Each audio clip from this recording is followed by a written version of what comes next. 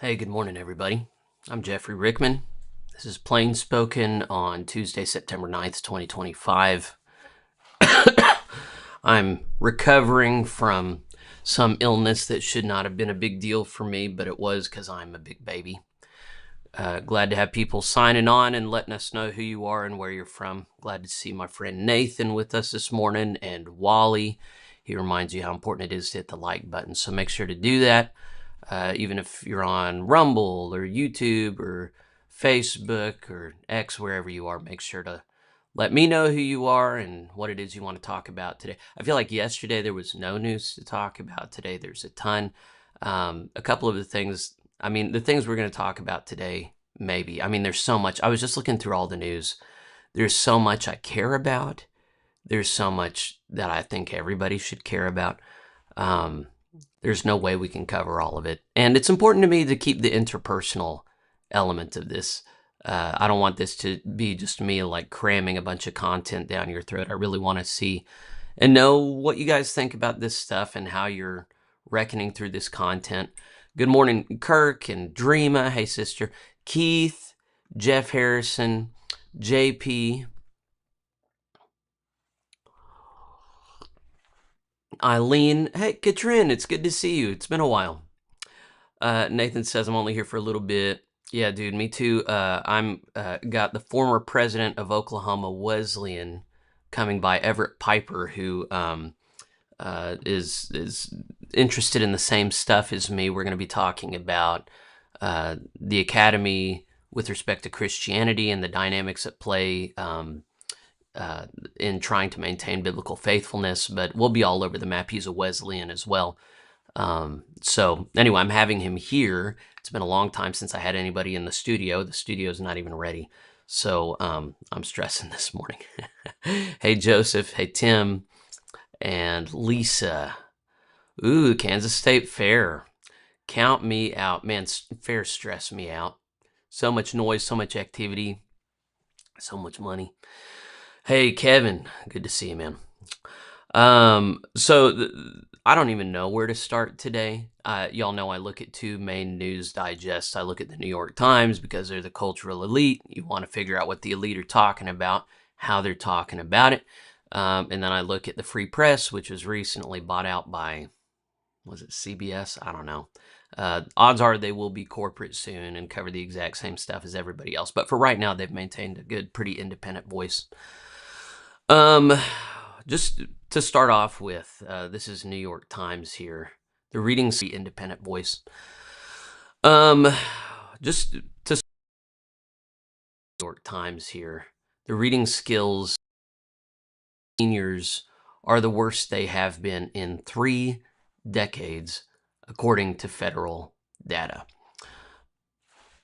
This is something that we knew that there would be academic consequences to locking down. However, I'm not sure people appreciated how bad things were before and then how much worse they could get. But things were already very bad. Things have gotten worse.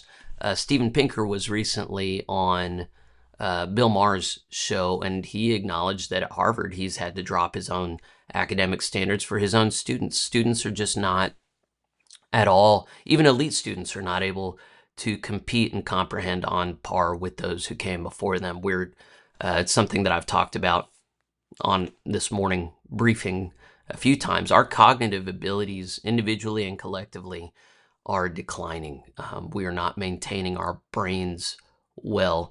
And this is something that should concern us because this is our mechanism for navigating the world. So if we're not taking good care of our thinkers, then we're not going to do a good job in life. And so a lot of you know that I and my wife homeschool, and our children are doing quite well. And that's something that we partly feel bad about some of the time. My parents were very intentional about raising me in public government school because they wanted, well, there were several reasons, but one of the things that they said out loud to me was they don't want poor kids whose parents can't afford to privately school them or homeschool them to get a worse deal than me. So we just throw all of us together and hope it all works out. Obviously, my wife and I don't agree that is a good strategy. And to their credit, my parents don't fault us for keeping our kids at home with us. But this is one of those conversations that a lot of churches have avoided. And I think in a lot of ways, we're seeing a gradation of churches that cater more to homeschool and private school families versus churches that cater to families that are public government school, and reinforcing the feel goods around both of those decisions. And I think that that's really a problem. I think Methodism has largely been a tradition that is made up of middle class working professionals, including teachers. So we've largely been synonymous with um, government schooling and having that kind of ethos there, this kind of institutional perspective where the government is largely here to help. We can largely trust public officials with our children. Meanwhile, the Reformed Calvinist tradition has largely associated itself with homeschooling and private classical Christian schooling alongside Roman Catholicism. And so they, alongside this culture that we've been in, have largely built up classical Christian schooling, and then the Waldorf academies and these other homeschooling options. And this is something that's not going to go away, especially as government public institutions continue to betray trust and engage in kind of the societal decline around us. We're going to continue to see fallout from that. So I found a woman who just did a little skit on this, and I enjoyed it this morning. So even though it's not in the order of things I have in the show notes, let's go ahead and watch this, and then we'll pray together, and we'll look at more developments in the world. So I don't know who this lady is, but I thought this was a decent skit. I need to unmute. My kid's the one in the orange shirt. Oh, how cute. My Annie's really shy and doesn't really like to talk to people. What grade is your son in? He's 7. He's kind of like doing a mix of grades. We homeschool. Oh, aren't you worried about socialization? No, I'm not at all. Oh, well, I would just be worried that they don't get any socialization or anything since they're not in school with other kids their age. That's just so sad to me. Is the only socialization your kid gets from public school? Summers must be so lonely if that's the only way they can socialize. Well, no, my Annie's in Girl Scouts and she's on her volleyball team. So that is so crazy because homeschoolers actually can play sports too. And they can also do extracurricular activities. My kids have been in Taekwondo, they've been in art lessons, they're in co-ops, they play soccer. Plus, like right now, they're socializing with your kids. My son came up and introduced them to your daughter. I don't know, it's just kind of funny. You don't ever hear like homeschoolers have been homeschooled their whole life and now they're adults and they're normal people in society who can socialize. Oh, that's so crazy because the person you've been... She does a good job because she shows how catty a lot of people are. Like they're acting nice, but the faces they make and that just makes me so sad and all this. And of course, my wife and I have dealt with this as well. And, this is a consistent thing of just like, how are you going to socialize your kids? And like, first off, my wife and I aren't perfect. We're not perfect people. But we get along. We have social skills, and we like our kids learning how to be gracious and have a sense of humor from us. Like, we think we have a good sense of humor, but also, they're raised in the church and they deal with people that are generally trying to be better and walk right. And then we have co-ops where the kids are dealing with and the families we're dealing with are not perfect, but they're more intentional than the average family, so we don't have a bunch of kids sitting around looking at screens. We don't have a bunch of kids that are throwing fits and acting real spoiled and entitled or bullying each other. Like, there's good oversight, so we like our kids growing up in this environment. And it's been a blessing, like even in a small town where there aren't a lot of there's more homeschooling families than you'd think there are. But yeah, like a lot of these critiques just really fall flat. So in the development we just got to, she was saying, I've just known a lot of homeschooled kids that grew up to be real weirdos. And so now is the answer. Talking to for the last hour and a half, I was homeschooled my entire life. And you know how you were asking about social media? That's my job, the social part of it. You were wanting tips and tricks. All of that was from a homeschooled brain. And you were just talking about how hard it is to socialize and make friends as an adult, and I was inviting you to the book club that I started. Just goes to show you that you can meet people that are adults that were. So that's something I really appreciated her saying, is because when you get involved in social life, one of the things you notice as an adult is like nobody has friends, especially when you have kids, nobody have friends.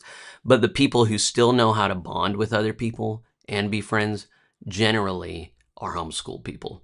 Um, that's not to say that people who did public school have no friends, but a lot of that socializing looks like high school socializing. So the people I know my age that are still like getting together on the weekends and drinking and like going out to the lake and having a debaucherous time, they're public school people. The private school families are the ones that know how to just get together with other families at a barbecue, not get drunk, enjoy their kids playing together, relax in each other's presence, like 1950s like life. And I'm making generalizations here, I understand this. But when you're looking at generally who the most anxious and depressed and isolated people are, it's not homeschool families. Homeschooled their entire life and socialized just fine. Well, I just knew this one homeschool kid, and he was kind of weird. I mean, I knew some really weird public schoolers too. In fact, the one kid that barked at me growing up, she was public schooled. So I think there's kind of quirky people in all different groups. And are they weird, or do they just not fit in society's box that they try to put them in, and they're not peer pressured and bullied in public school? I'm kind of curious. Can your oldest come over? Hey, come here. I have a couple questions. I want to see if you know some of these things. Oh, before you do that, do you want to have your daughter come over here as well, and I can quiz her on some of the homeschool stuff that we've done recently and see if she knows that? Maybe we could just realize that all kids learn different things at different times, and me, as a homeschooler, I'm not trying to replicate your public school at home. Your child spends all year round memorizing things to pass a test that her teacher needs her to pass at the end of the year. That's not how we're doing things, so it's like comparing apples to oranges. I mean, I wouldn't expect to pull an herb out of my back pocket and have your 7-year-old identify it as a public schooler, and if she doesn't know, that means that public school's failing. I don't know. I could never homeschool. I would go absolutely crazy if I was with my kid all day. Just choke me now, kill me. I do not want to be. And this is really the heart of the matter, I think, is feminism convinced women that it's an undignified or ignoble thing to spend all your time with children, and that it's like mind numbing, and sometimes it is mind numbing. But as one who has a happy home life, something that Sarah Beth and I have realized is a big part of the challenge of life is to make home a place where you're happy to come home to, and you like the people who live there and they like you. So I feel like in the average, I shouldn't say I feel like, it's true. In the average American home, people are largely away from each other most of the day. Both parents go off to work, if there's even two parents in the home. The children go off to school. They only are together for maybe the first hour of the day, and then for the last 3 or 4 hours of the day. And that time is largely filled with screens and separation. They don't sit down at the table and eat together. They don't visit together. They don't generally know what's going on in each other's lives very well. A lot of time, even their free time is filled just carting them around to special activities, athletics and stuff. And that's not how life is supposed to be lived. Quite frankly, we're supposed to know and love our families. Yes, someone has to go out of the home and work. And when they return home, people should be happy to see them. Like whenever I come home, people are happy to see me, and it's awesome. I love that. And then, my wife is with the kids almost all day, every day. I'm with the kids a lot of the day. This is how life has been lived for a majority of human history. Even men aren't supposed to be out of the home for long periods of time. We've created this it's great for business and corporate life, but it's not good for the human spirit. And so homeschooling is a natural reaction to a great imbalance that's been in place for a long time, I started this whole thing because we're not doing well. We're not flourishing. Our children, we have them in school 8 hours a day for years, and yet reading levels are lower than they've ever been. I think that my 9-year-old daughter can probably read better than the average high school senior at this point. And we're not even working on it with her. It's just part of the culture of our household. And that's not a brag. That's a dig on public schooling in America. The very institution responsible for overseeing this has been floundering for decades. Since the 1980s is when they started publicly decrying falling standards for academics. And so there is a corrective that comes, and broadly speaking, what I'm largely speaking to every day is the systems and institutions we've been given have fallen down on the job. There is a natural reaction to that, whether you're dealing with the media landscape, in the academic landscape, in the religious landscape, or in the educational landscape, pharmaceuticals, medical landscape. I cover all of these areas. And then the response is either, hey, you know what, generally you're right, and we need to re-examine our presuppositions and our disposition towards the world, which is my goal. Or it's, you're catastrophizing, everything's basically okay, you're so hard to please, what's wrong with you, you're part of the problem.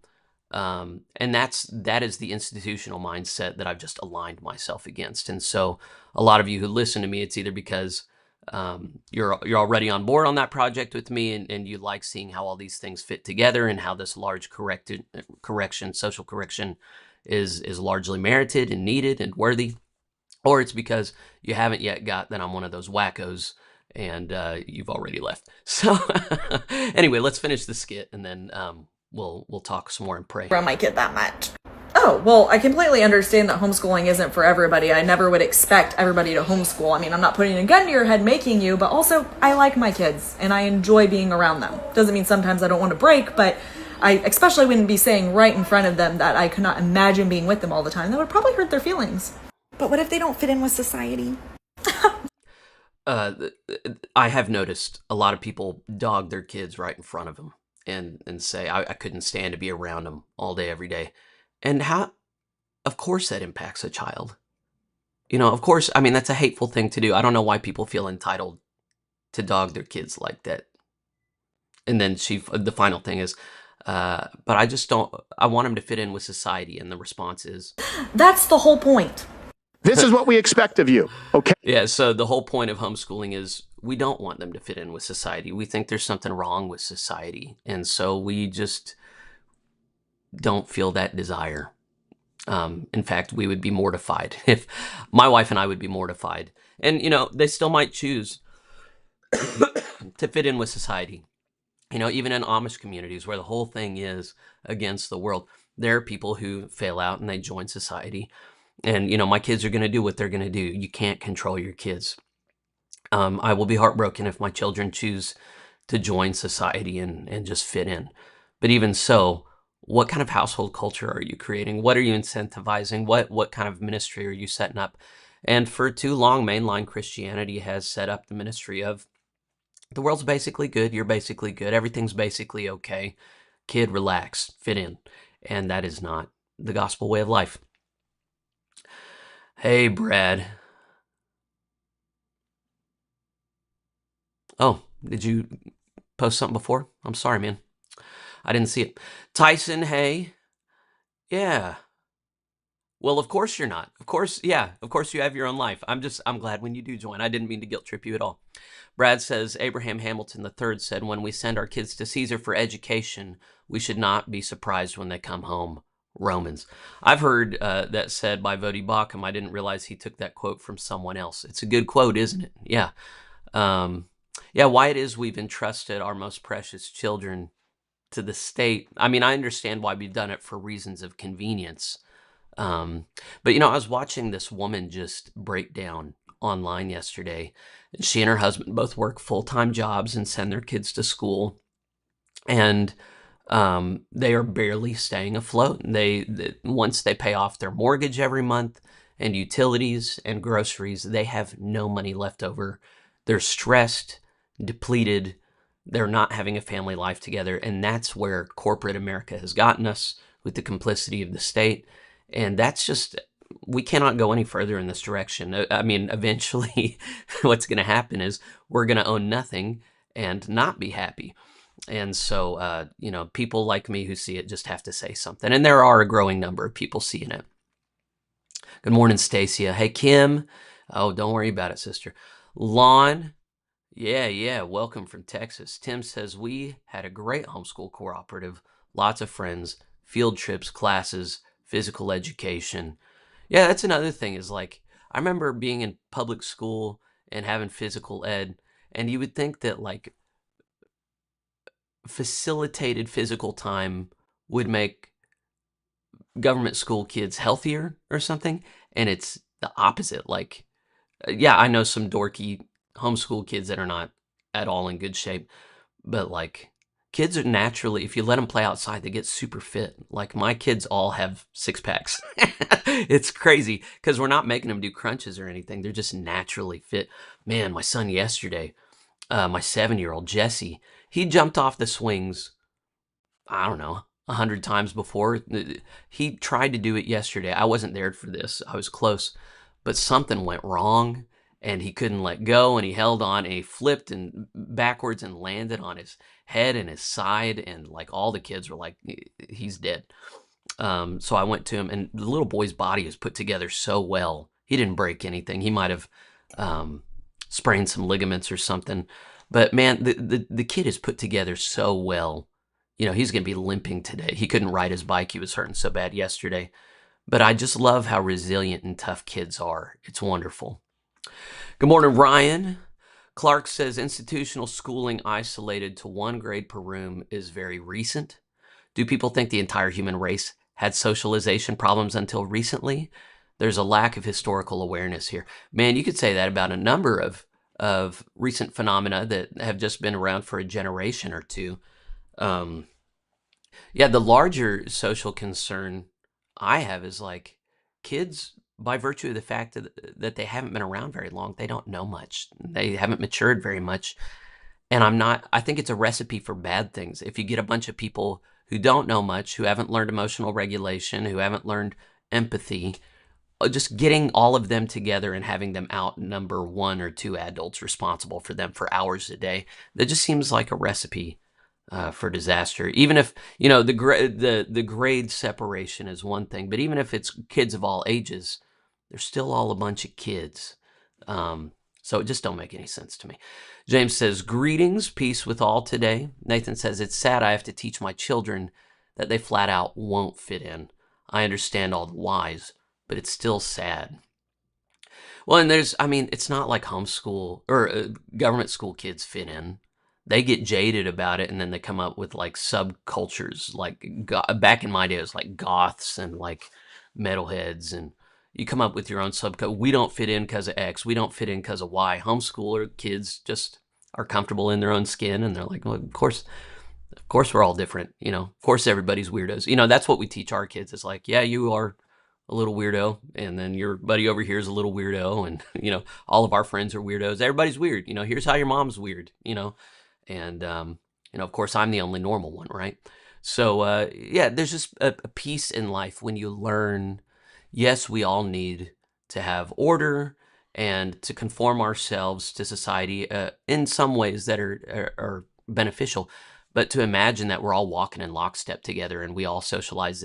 You know, I talk about the social fabric, and there are certain things we need to take for granted. But public schools aren't even focusing on that. They just focus on like what's in fashion and like what the newest thing is, and that's a bunch of lemmings. Good morning, friend. Brad says he might have been. Oh, well, it might have gone one way or the other. Yeah, I wouldn't know. Proverbs 22:6, train up a child in the way he should go, and he shall not depart from it. Yeah, I would love it. I hope that's the way it goes. I hope we do right by our kids. Good morning, Charles. You were a metalhead, really. Now you're a nerd. I never fit in, and it was fine. I don't know. I was miserable, but like everybody in high school's miserable. You're like programmed that way. Or I don't know, maybe not everybody is. I was, and I was fine. I don't know. It's 7:55. We haven't prayed. Let's look at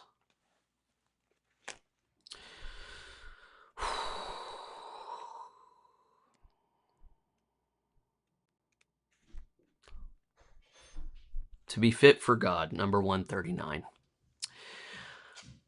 Thou maker and sustainer of all things, day and night are thine. Heaven and earth declare thy glory. But I, a creature of thy power and bounty, have sinned against thee by resisting the dictates of conscience, the demands of thy law, the calls of thy gospel. Yet I live under the dispensation of a given hope. Deliver me from worldly dispositions, for I am born from above and bound for glory. May I view and long after holiness as the beauty and dignity of the soul. Let me never slumber, never lose my assurance, never fail to wear armor when passing through enemy land. Fit me for every scene and circumstance. Stay my mind upon thee and turn my trials to blessings, that they may draw out my gratitude and praise as I see their design and effects. Render my obedience to thy will holy, natural, and delightful. Rectify all my principles by clear, consistent, and influential views of divine truth.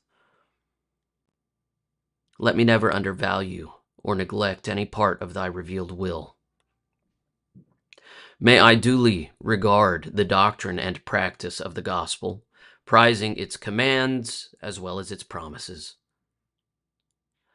Sanctify me in every relation, office, transaction, and condition of life, that if I prosper, I may not be unduly exalted.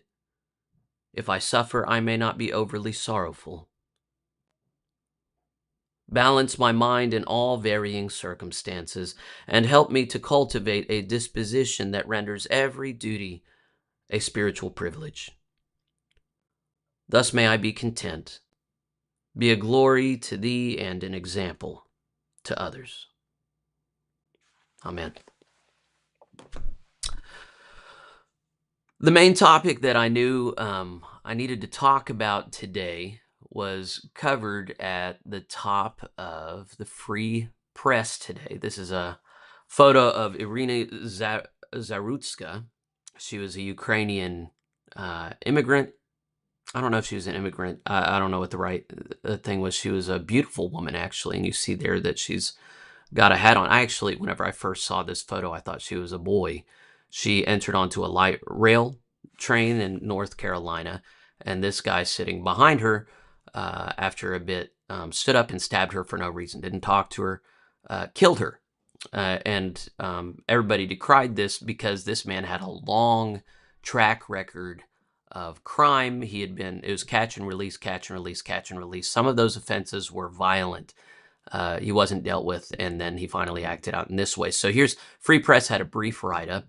On August 22nd in Charlotte, North Carolina, a man on a light rail train stood up from his seat. He stood over the young woman in the row ahead of him while she sat scrolling her phone, and then he stabbed her to death. And that was how Ukrainian immigrant Irina Zarutska died.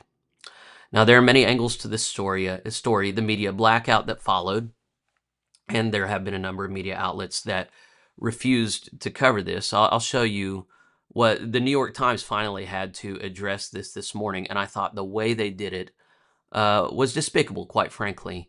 Let me see. Can I find it? Yeah, here it is. Here's how the New York Times covered it. Footage of a murder in North Carolina has become an accelerant for conservative arguments about the perceived failings of Democratic policies. So the tone there being, oh, these conservatives are always ginning up anger about something, and now they're trying to use this as a wedge issue about Democrat policies. This is a real thing. It's been a real thing. And unfortunately, it has racialist overtones, which has to do with a lot of things. But ever since, there's always been a crime disparity between white and black populations in this nation. It was closing until the 1960s, and then it started widening again. As late as the 1990s, people felt that race relations in the country were better than they had ever been, and they were on the right track. And then there was a concerted effort on the part of media and government powers to start fanning the flames of racial disparity and resentment again, and things got progressively worse until the George Floyd riots in 2020, Black Lives Matter, and then they've continued fanning these flames such that now there is what James Lindsay has called a woke right response, where okay, if you want if you leftists want a racialist resurgence, we can do that. We got plenty of white folks that are willing to start talking about. We haven't heard white power yet. We've definitely heard white pride. We've seen white flight. We've talked about what's it called?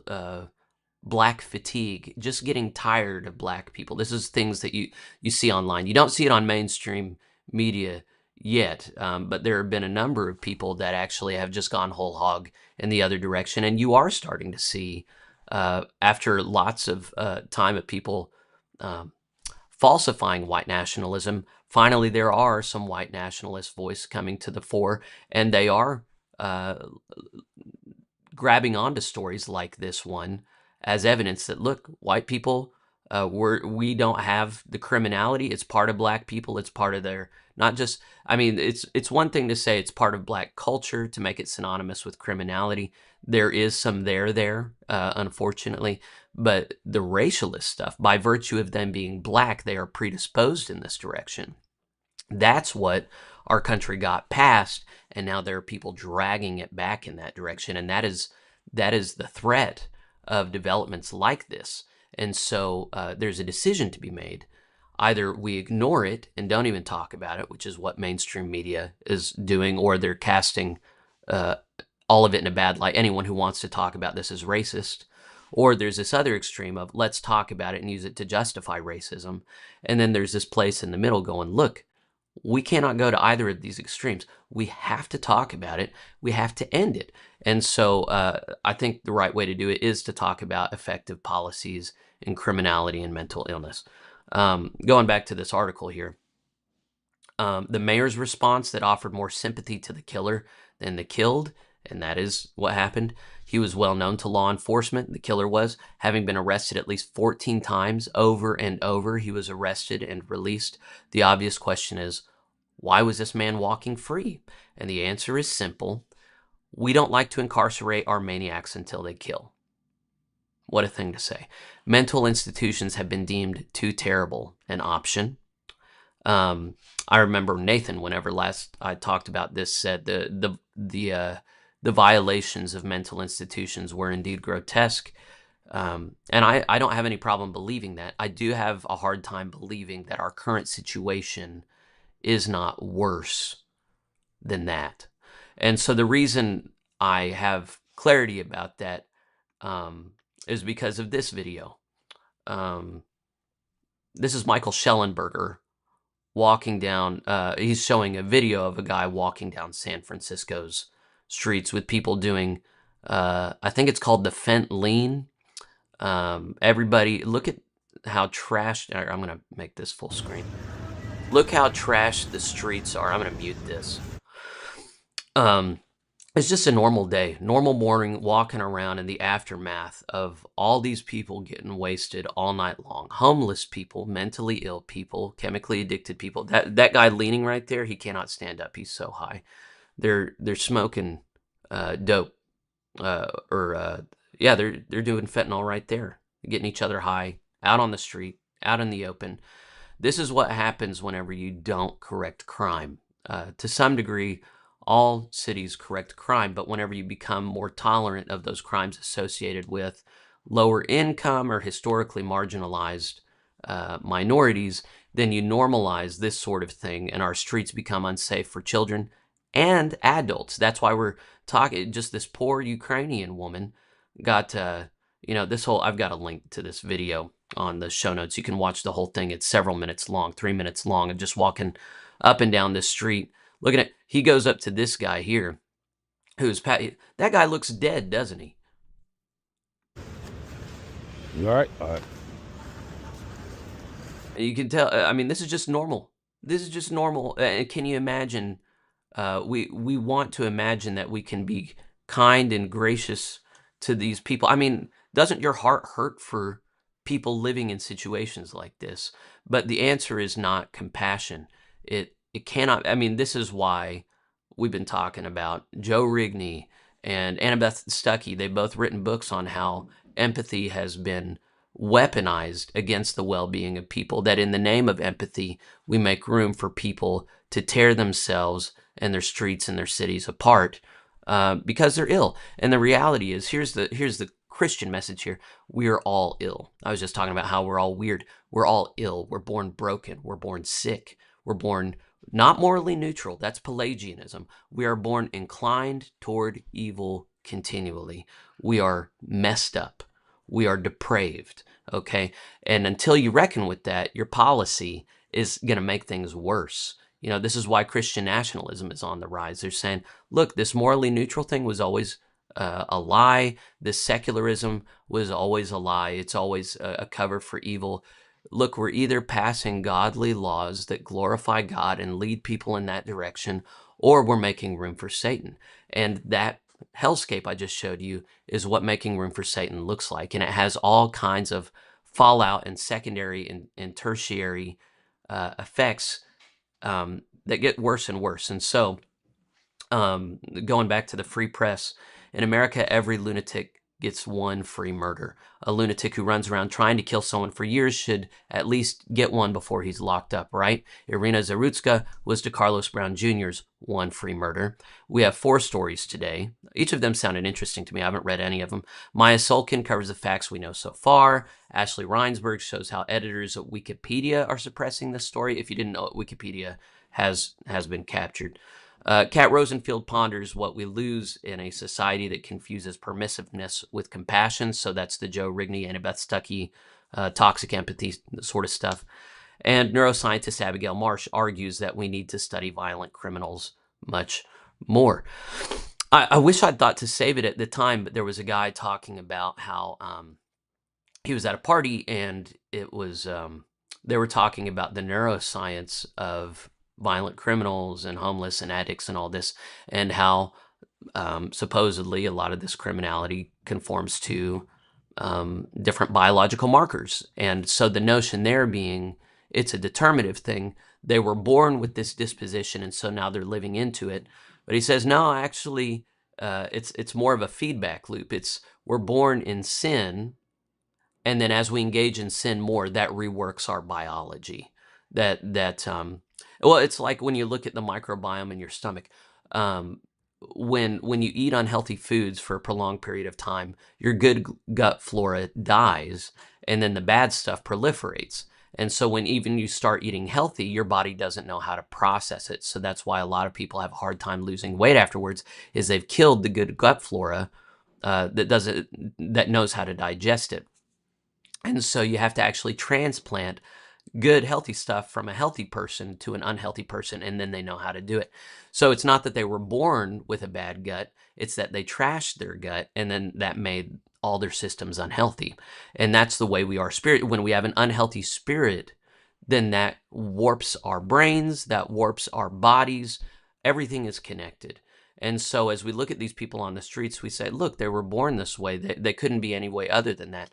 And that might be the case. I mean, yes, we're all born in sin, but a lot of these people have been given over to themselves. And the scriptures talk about when people are given over to themselves, sin multiplies into itself, and we become much more grotesque. So just because we're already sinful doesn't mean we can't get much worse. And right now we have a society facilitating us getting worse, metastasizing. And so we're going to watch a clip now from Charlie Kirk. He had Megan Basham on, and the two of them start talking about the issues involved here. Charlie Kirk, for his part, is starting to call out for religious leaders to speak out publicly on these things. There's a racial component here that he doesn't lean away from. Basham doesn't seem as interested in that, but I could be misremembering. Anyway, let's just spend a few minutes watching this. No one seems to care when a white woman gets stabbed to her death. Why is that?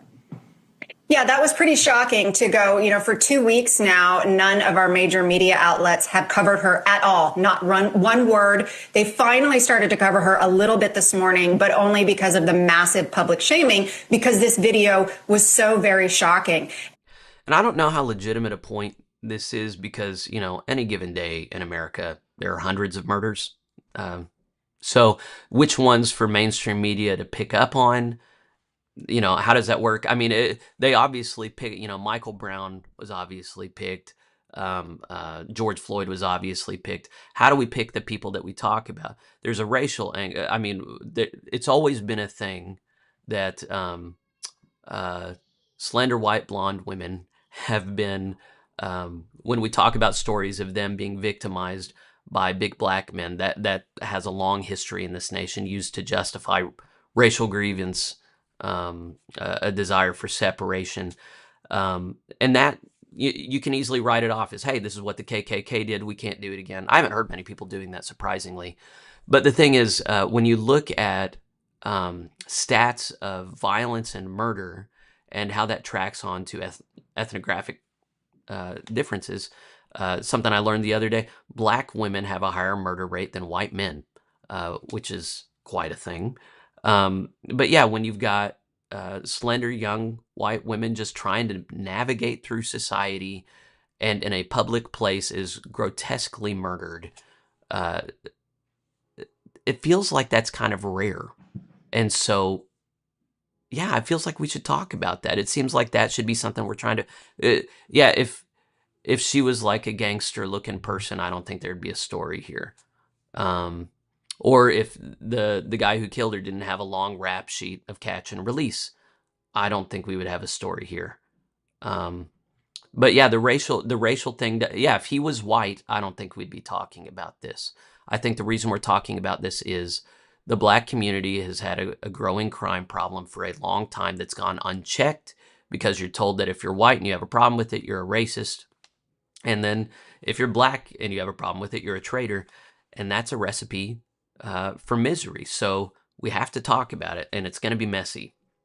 And what I really want to emphasize here, Charlie, is that this is not a dangerous part of town where Zarutska was killed. It's a very lovely, popular part of town, bustling restaurants, trendy restaurants, boutiques. My family and I go there frequently on the weekend. So this was an area where you will see families on the weekend. She's a young woman, 23 years old, a refugee, getting off work at a pizzeria and gets onto that light rail. So, the initial reaction of our Democrat mayor was appalling. She said that she didn't mention Irina Zarutska at all in her initial statement. Instead, what she called for was compassion for the perpetrator, who she said is suffering from mental illness, just like cancer or heart disease. So we're supposed to have empathy for him. Yeah, so this notion that the larger thing, and this is a reason that I hate Myers-Briggs and these personality tests and skills inventories and all this, is the determinative thing. Like, we have determined you are of this makeup, and this is how you unavoidably are, and this is just what you need to live into. I think that's anti-gospel, anti-biblical, especially when you're a Wesleyan and you have a notion of free will or freed will. But yeah, this notion that like we should feel sorry for this man who couldn't help but be this way, that is a dystopian. I mean, that's an awful understanding of human nature. As some sort of victim. And she said that we cannot arrest our way to safety, which is, of course, ridiculous. Yes, we can. If we put people behind bars when they're a public threat, we can have safe public streets. But, just to go a little bit. That's one of the things that's going to continue showing up is a number of people have come to the conclusion that crime can't be dealt with by separating offenders from victims. And you have to have this kind of clarity on the front end. Yes, absolutely you can. This is exactly what has been done to create safe streets in lots of places. An intolerance for crime, even policing broken windows. This is a prolonged conversation where a lot of people want to act as though we can't call upon the past, we've forgotten our history. Now it can go too far, but right now we're at one end of the pendulum has swung to an extreme position. The temptation now is going to be swinging to an authoritarian position, and that's one of the things that I've talked about with Trump putting the National Guard in Washington, D.C., and now there's a big crackdown supposedly going on in Chicago. The temptation is to go too far with that. People love safety, and you can go too far with that. But for right now, when you've got this catch and release system, that doesn't work. Let's keep going. Bit more into the weeds on this, I want to let you know that our current governor, who was then Attorney General, his response has also been appalling. So back in 2020, within 2 weeks of George Floyd's murder, he had not only issued public lament. Well, I think at this point we can say it was not a murder, but he issued public lament over George Floyd's death, and instituted a new task force for racial equity in criminal justice system. So what she's focusing on is whenever there's been a black victim, George Floyd, and she's contesting whether or not he was even a victim, then you'll have public figures decrying it and answering it with all kinds of policy. But when the victim is white, there's an antipathy towards white people because we are... everybody imputes the world's sins onto white people, and that's an extreme statement. But it is true for large swaths of the population that there's a unique perniciousness to whiteness. They really problematize whiteness. So anytime a white person gets harmed, well, they deserved it because they are tied to these historic sins that white people uniquely committed, which is historically uninformed, but that's what gets preached. What we're dealing with here is there's been a situation promoted by cultural elites for a long time where there is inequity in society, there is not parity, and so we need to balance the scales. We need to privilege some people over others based on inalienable characteristics and where those stack up in current demographics. But what that creates is long-term hostility between people based on inalienable characteristics. So if we had a society that practiced the theology of the Imago Dei, which is the notion that all humans are equally created in God's image, which we should all affirm, black people, brown people, Hispanics, Asians, all white people, were all equally made in God's image, all equally fallen, then there would be equality under the law. The law would be equally imposed on all people, and there would be equal punishment for people who violate the law. That hasn't been the case for some time, especially in blue areas where there's been a 2 or 3 or 4-tiered justice system privileging historically marginalized communities in an attempt to rebalance the scales. But it's had a corrosive impact on us socially, and now it's resulted in racial grievance, where now white people are looking at white people being victimized and saying, why are we not seeing an equal and opposite response here? Why are we not seeing an equal concern for this life as to this life over here? And that is a legitimate question, even if the conclusions that we come to are not always right about that. He initiated an entire task force for George Floyd's death, but it took him longer to acknowledge Irina Zarutska's death. It took him 2 more days than it did to acknowledge George Floyd, even though this happened in his own state where he is governor. So if you look back at what that task force that he implemented in 2020 did, they specifically called for more lenient pre-release policies, meaning they wanted low bail or no bail for minority offenders. They also called for decriminalizing homelessness and quote unquote public behavior, meaning being a public menace on the streets. So these were the very policies that allowed this perpetrator, DeCarlos Brown, to be on the streets. He did in fact receive pre-trial release back in January on his most recent arrest, because he's been arrested 14 times before, including for... You see all those mugshots? Isn't that incredible? Like, he's been arrested and had his mugshot taken that many times. The guy needed he needed to be institutionalized a long time ago. Yeah. What? Grand larceny and breaking and entering and assault with a deadly weapon. And almost every time he has been released and given fines and community service and probation. He has not been behind bars where he belongs. And so these were the direct policies that came out of that racial equity task force. I have so many questions here. So let me just ask a micro question. Has this been talked a lot about in local communities in Charlotte, North Carolina? Are people understanding the racial element here, that a random black guy murdered a white woman? Is it shocking the community? Walk us through what's happening locally here, because I would imagine it should be. Yeah, I think it is. You know, one of the things you're hearing is that this was a light rail that we all felt perfectly safe using just a few years ago, and we don't feel that way anymore. Because of these policies, you are suddenly seeing an increase in homelessness in the Charlotte area. You know, we came here in 2016, and when we first got here, you really didn't see panhandlers, public disturbances on the street. You see that now when you go into our uptown metro areas. And this is not the only city. Tulsa, where I live an hour away from Tulsa. I went to high school there. There were homeless, but not like now. Not like now. It's been an increasing problem in many metropolitan areas across the country. So I think so many people are feeling that. And when you look at the increasing rates of crime in Charlotte, you can trace it back to 2020. So our last homicide high was in 2020 when the Black Lives Matter riots were occurring on our streets.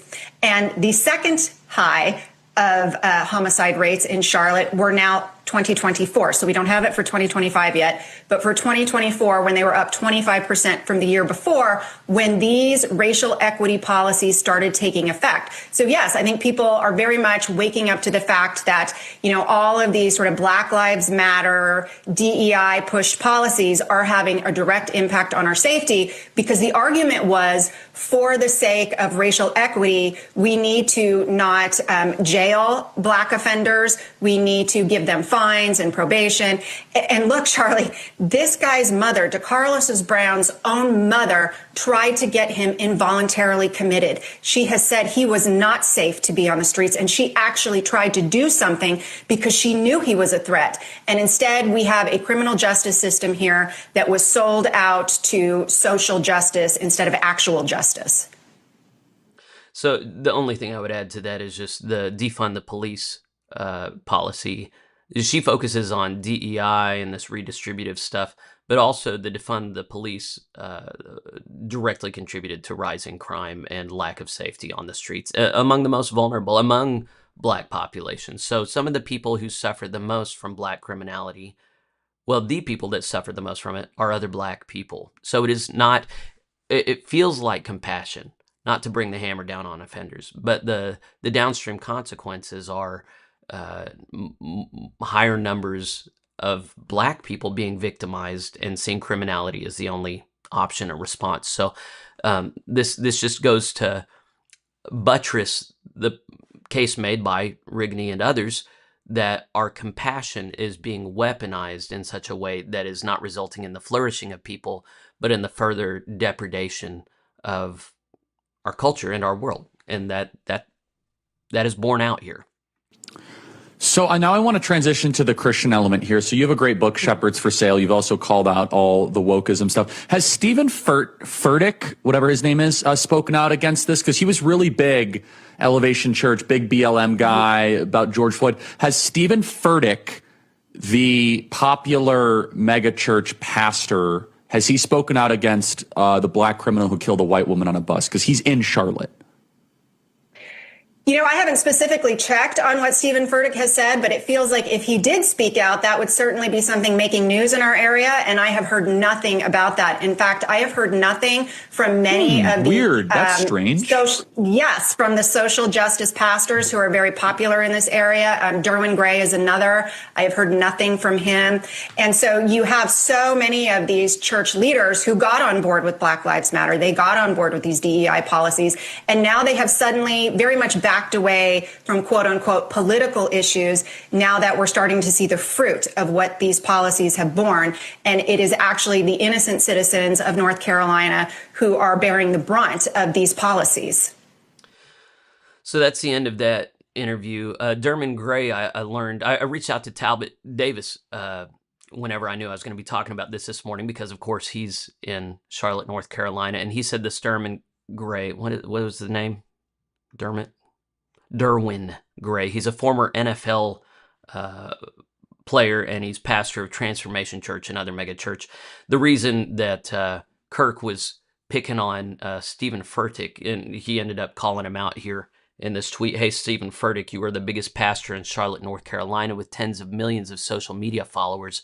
Why haven't you spoken out against the murder of Irina Zarutska? You posted to your millions of followers about George Floyd, yet you won't mention Irina. why. And so that's why. It's because Furtick and many other church leaders were outspoken whenever it came to George Floyd and racial grievance whenever it went one direction. Why are they simply silent when it goes another direction? Megan Basham posted this book, Shepherds for Sale, where she alleged that monetary interest and interest of being received and beloved by cultural elites has led a huge number of religious leaders, especially the big, rich, influential ones over the bigger, richer, influential churches, to toe this socially acceptable line. You saw this with race, and you saw it with COVID. How many pastors, told everybody to mask up and stay apart, canceled service when they came together, shamed people who didn't want to get vaccinated? How many pastors have made their platforms one for social justice, for racial justice, for environmental justice? These are things that Basham alleges are indicative of shepherds being for sale. A lot of people within my Methodist world took great issue with this, and yet we see I'm regularly butting heads with other Methodists who are continuing to spout out what is acceptable according to mainstream media, the preferential, respectable ways in which we can speak to society. And then on the other side, there's this Christian nationalist element I'm coming closer to through the abolition movement, which their points make more and more sense to me, where and then there's this neutral place, but if you're going to speak about real life issues, then keep it neutral or slightly coded left. That's where we're told we need to be reasonable if we're not going to be thrown in with those nasty fundamentalists, because those are the ones that unapologetically and unconditionally just make the case for a theocracy, and we would never want to be like that. And so that's part of what's going on here with Furtick, if he's going to stay in the good graces of cultural elite. But also, there's, the money stops flowing from a number of sources if you start being outspoken about these things. So if as you go down this same tweet thread, Megan Basham also calls out J.D. Greer, who towed the same line in the Southern Baptist Convention. Oh, yeah, there was a good quote of Stephen Furtick saying, "I'm clapping, I'm praising, I feel like I just snorted cocaine," or something. Can you imagine a pastor saying that from the front? Oh my gosh.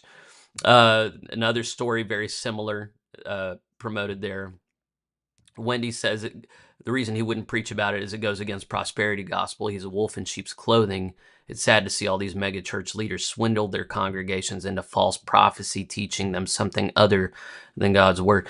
A lot of it is we want purple congregations. We don't want to have this notion that to be a Christian, you have to be a Republican.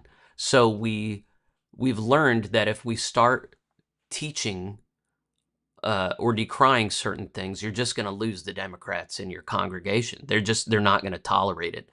Doesn't matter if you continue to say, yes, we need to care for the poor. Yes, we need to have compassion for the immigrant. Yes, we need to be concerned about who is not benefiting from the current system. It doesn't matter if you say that, if you say things like, look, the catch and release policies are ruining our cities. Look, this fentanyl, the open border is resulting in fentanyl and sex trade. If you say things like that, you're going to lose the Democrats in your congregation. And a lot of people are not willing to do that, partly because Democrats have money and you're not going to get it, but partly because it feels like a failure if you're taking sides in a culture war. We have this implicit, like, we can't be on one side or another of a worldly battle. We're not of this world. And so what that means is we're fence sitters that don't have much conviction and don't have much to offer. So I think we do have to take a side in these things and speak very clearly. And if we're not willing to, then I don't think that we should expect for people to turn to us to navigate through life, or we should be surprised when people think that faith is separated from how we live. Either we're going to teach people how to think through these things in a Christian principled way, or we're just going to give up on being able to speak to things at all. What I'm trying to do, obviously, is speak to these things in a Christian principled way. I quoted in yesterday's show notes, Jesus said the eye is the lamp of the body. Yet, if the light is blocked, then how great is your darkness on the inside? If your eye is not whole, if your eye is not healthy. And so we have to work to keep our eyes healthy as we are processing what's happening outside of us in this world. We have to process it in the right way. Otherwise, we become quite dark inside. And a lot of people have gotten so discouraged by the darkness of the world, they don't want to hear about that when they come into church. They just want to hear about something else. They want church to be a place of light and peace that just isn't even talking about the darkness outside. And that's a delusional, like, cult faith. That's what we have is more powerful than the darkness. We have an answer to the darkness. We have a cure for the darkness. His name is Jesus. And he solves us. He takes away racial grievance. He takes away room for sin. He takes away fear. He takes away a justification for continued rebellion against God. He just gives us a confidence and a peace as we come to these situations where we can say, okay, we know there's racialist elements here. We know there's classist elements here. We can navigate these things together and come out on the other side better for it. We have all the money we need. We have all the ingenuity we need. We have the history we need. We can do this. But this irrational hatred and fear on the front end, oh, you're going to have this conversation. You know, a lot of you saw, I got in a dust up with somebody recently where he said, well, if you're even going to bring that up, I can't talk to you, you know. And when that's the place we get to where we can't even have a conversation, that is a very dangerous place. I hope I remember to come back to this tomorrow, because they did talk about something in the New York Times that we need to pray about. And we're going to close by praying about this. They're talking about abortion lawfare. I see the time. We're going to talk about this and pray. Different states have different laws. These are states with abortion bans in place. I'm glad to live in one of them, although this state right here, Kansas, is a real problem because people can just drive across the border. And then you have states with abortion shield laws. And these states are not fitting together because these people in the red states want to keep people from killing their babies. These people in the blue states are exporting drugs to help them kill their babies. This cannot stand. When some states are subverting the laws of other states, this cannot stand. This right here is a recipe for civil war.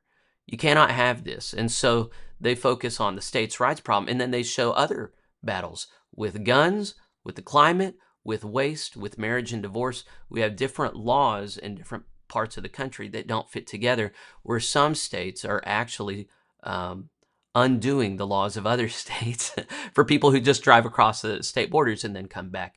This is not okay. This is a recipe for continued outrage and resentment. So this is the situation as we're dealing with it. And I know I always talk about how bad things are, but then I always want to bring it back to God is more powerful than any of this stuff. The answer is not voting the right way, throwing our weight behind the right politician or pundit. It's putting all of our trust in Christ Jesus, and out of knowledge of his word and conformity to his will, we then re-engage the world as agents of peace and transformation. So I think we have to be on the side of law and order. Scripture is quite clear that the state has been given the sword by God to execute his justice. It's not going to do it perfectly. Even so, we don't get perfection this side of heaven. We need to support the state executing justice. We also, at the same token, need to make sure that everybody is doing so with eyes wide open. We need to know our history. We need to know the philosophy and the theology behind what we're doing. We need to insist that we have an educated populace. And that's where we started off, wasn't it? Our populace is not being educated. Our high schoolers are doing worse at just basic reading than they have in decades. This is an untenable situation. We need to be people for whom the light is not a threat, who are not afraid of having hard conversations, who are making our homes happy, healthy, holy places, and who are spreading out of the peace of our homes, peace and blessing to others who live around us out of the confidence we have in Christ. So hopefully all that holds together for you. I'm going to look at comments just briefly. They're more than we can talk about. I want to pay special attention to Ketrin since she's not able to be with us as much as usual. She said, we recently had a similar case here in Germany of a mentally ill refugee from the Middle East who killed a young woman from Ukraine. It had been known to authorities that he was mentally ill. And it seems similarly complicated to talk through it, as the guy was a refugee himself. And if you call out the crime rate, especially under refugees from the Middle East, you are racist. So yeah, this is something that is plaguing not just America, but the entire Western world, as we've wanted to be compassionate to people, but that compassion has been largely too often met with violence, disrespect, and the whole other topic we've been talking about is Muslims entering into Western spaces and insisting on Sharia law. So these topics are very big. Um, uh, and Dee is reminding us it is time for prayer. Um, Duncan restated that, yeah, there is a rise in this woke right racialist response that's a problem. Yeah, people have been searching different news websites and seeing the disparity between the coverage. And of course, it's not quite fair because it's more recent. George Floyd happened a long time ago at this point. But even so, the fact that even the Gospel Coalition has nothing yet, nothing, zero, is really unfortunate. People have been talking about holding the judge responsible. Eileen is right. That's a dangerous situation whenever a judge decides to be lenient and then somebody commits a crime. I think that can go to a very bad place. But even so, I think it's good to at least have the conversation. Ernest, Greg brings it to a good place. What is a correct Christian response to this? How do you protect society without depriving constitutionally protected liberty? And I think we do have to be clear. God's law is greater than man's law. So the God we serve is not necessarily constitutionally protected liberty, but it's God's will and law. Now, I happen to believe that liberty is something that God's law points toward, and that's why I very much like the American project. But even so, the starting place is, what does God's word say?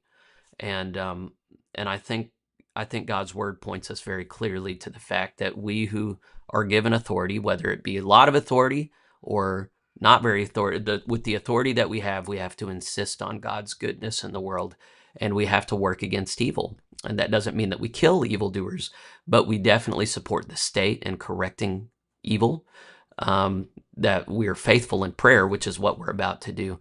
But that we do a lot of what I was talking about. We insist on the truth being told, on the light being shown. We insist on having hard conversations that can go in bad directions, and just insist that we're going to trust God through these conversations, even if it can go a racialist direction, even if it can go an authoritarian direction. You can't keep from having a conversation. It needs to be had. So let's have the conversation, trusting in God and doing our best to be responsible in the midst of that. And then, yeah, we need to be in prayer. So let's close with that. Father, it's just a very sad thing. It's a very sad world we're living in, where we have the most information we've ever had. We know more than we've ever known, and yet you couldn't tell it to look at us. The bigotry of the present is just a force that so far we have not seemed able to stand against. And I just want to thank you for people like Megan Basham, who have shown a light in a dark place and revealed things that a lot of people haven't wanted to see. And I pray that you would help us to stop justifying ourselves and look at the fact that institutions at all levels have betrayed the trust given them and the authority you have given them. And that you would help us to respond not by being jaded and withdrawing into ourselves, but by creating heavenly places that spread. Father, help our homes to be heavenly places. Help our churches to be heavenly places. Help us to insist, Father, on these places being sanctified and submitted to your lordship. And may that submission spread, Father, not just for your glory, but for the good of this world. We pray not just for these things broadly, but for the individuals hurting, for the families of victims and persecutors, especially of these two that we've been talking about in North Carolina here. Father, may the big problems never distract us from the fact that these are real people involved here. and that these systems we create have real world implications for real people. So help us to be rightly empathetic, but let it not be an empathy that paralyzes us or justifies evil. May it be something that mobilizes us, that motivates us to do good, to stop doing bad, and to attend upon your holy ordinances. We ask these things in Jesus' holy name. Amen. Thanks for joining me this morning. We got a lot more to cover tomorrow already, so make sure to join me then. And if you know of anybody who would benefit from spending this time with us, make sure that they get a link to today's episode and that they subscribe. So let's continue building out a culture of people who actually can think through and talk through this stuff well. God bless you. I'll see you tomorrow.